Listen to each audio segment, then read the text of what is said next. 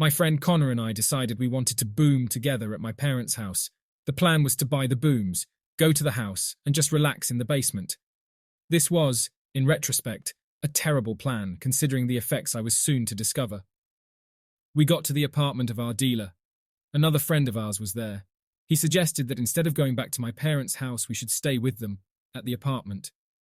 We quickly agreed because of the ample supply of marijuana and the lack of parents. We each consumed our dose of mushrooms.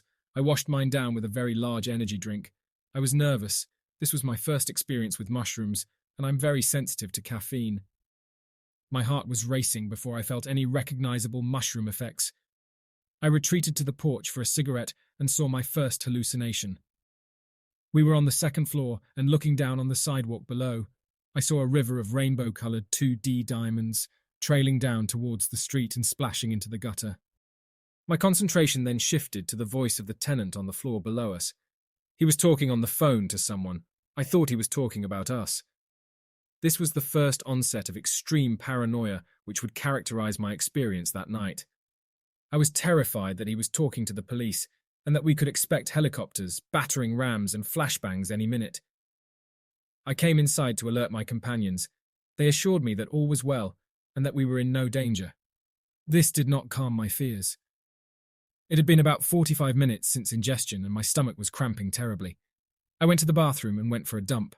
The sense of relief was incredible, religious in fact. I decided that this was a good place. I flushed the toilet, washed my hands, and lay on the bathroom rug. I remember clearly thinking that this room was the whole world. I thought or knew that nothing was outside the door. The walls were borders, definite and real.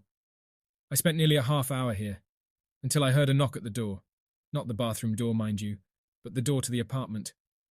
The world outside of the bathroom came rushing into my consciousness. I stood up in an instant and barged into the apartment. Ethan says sarcastically to me, "Oh no, it's the cops."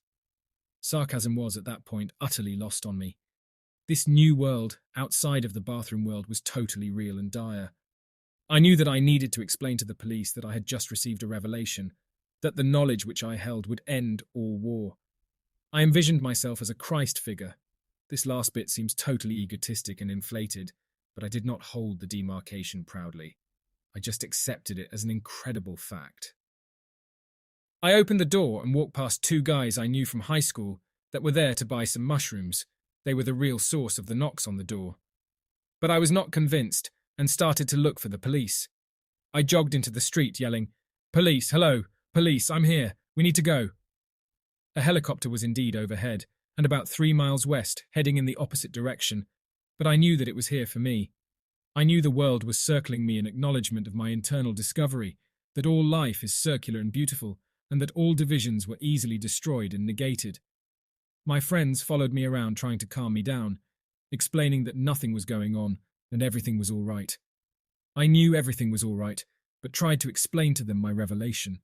I tried to explain the importance of balance and the need for loud as well as quiet, chaos as well as peace, clothing as well as nudity.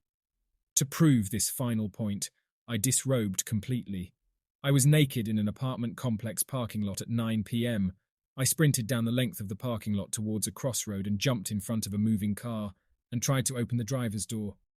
It would not open and the driver sped away. I would later learn that the driver and passenger were two other friends of mine on their way to buy mushrooms. I ran back towards the apartment following this car. My friends were there, not waiting for me and not following me either. When they saw me, they wrapped a blanket around me and forced me into Connor's car. It was myself, Connor, and Charles in that car. Charles deduced that by now, surely police had been called and he couldn't handle them showing up. He left us two in the car, and very soon the police were there. Several police cars and 2 fire trucks. The police got Connor out of the car and were talking to me through the window. The keys were locked in the car with me. I could not understand or listen to them. I was now completely lost in my own head. I don't remember what I was thinking. I only remember looking out all the windows and seeing faces and badges and red and white lights. I was terrified that my revelation and gift would be lost. It needed defending.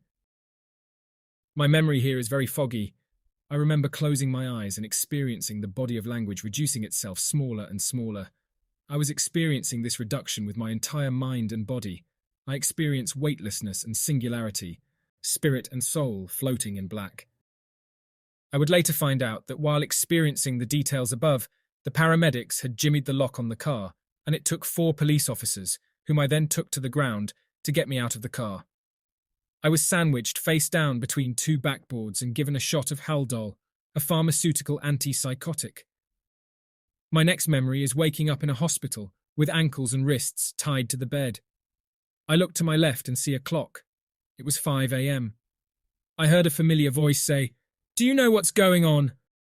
I could not muster language, only the motion of my head to the right. My father was sitting in a chair next to my bed. His face showed no anger, only empathy and love. That was a beautiful and terrible moment. Some moments later, a nurse enters. She removes the shackles and the catheter. A searing pain I hope never to endure again burns down my urethra. This pain would linger for days. My dad took me home, and I went to bed. I slept for 14 hours. Connor came over to give my dad my clothes and wallet. Connor told me that he had an incredible conversation with my dad. The next day I was scheduled to work, but I still felt terribly sad, depressed, disappointed, and confused. On my way to work, I began experiencing a strange stiffness in my neck. I could not lower my head below just a few degrees than normal. Midway through my shift as a cashier at a health food store, I could look no lower than the usual apex of a high nod. My manager, of course, sent me home. I was in extreme pain and could barely see the road. I should not have driven, but I did. When I got home, I went to my room to sleep it off. I could not sleep. The stiffness, the pain, and the angle of my neck had all grown increasingly acute. I approached my parents and told them that I need to go to the emergency room. I had no idea what was wrong, nor did my parents. At the ER, after another 30 minutes of writhing pain, I was seen by a doctor. My mother explained to him what had happened to me in the last 2 days. He asked me if I knew what drugs I'd been given. I was able to breathe out Haldol through clenched teeth. He says, "Ah, yes, that's a common side effect. I'll be right back." 10 minutes later, I was hooked up to an IV with an antihistamine muscle relaxant cocktail. It took maybe 20 seconds for all symptoms to subside. They were replaced with a near heroin-like relaxation. The next day, I received my citation in the mail. I was charged with lewdness and disorderly conduct, but luckily no drug charges. Unfortunately, in the state of Utah, where I live, lewdness is a sexual offence. It is only a misdemeanor, so I was not required to register as a sex offender. The judge in my case sentenced me to 6 months of sexual disorder therapy. You must understand, I am very shy. I cannot imagine exposing myself to anyone in a situation other than sex or a doctor's examination.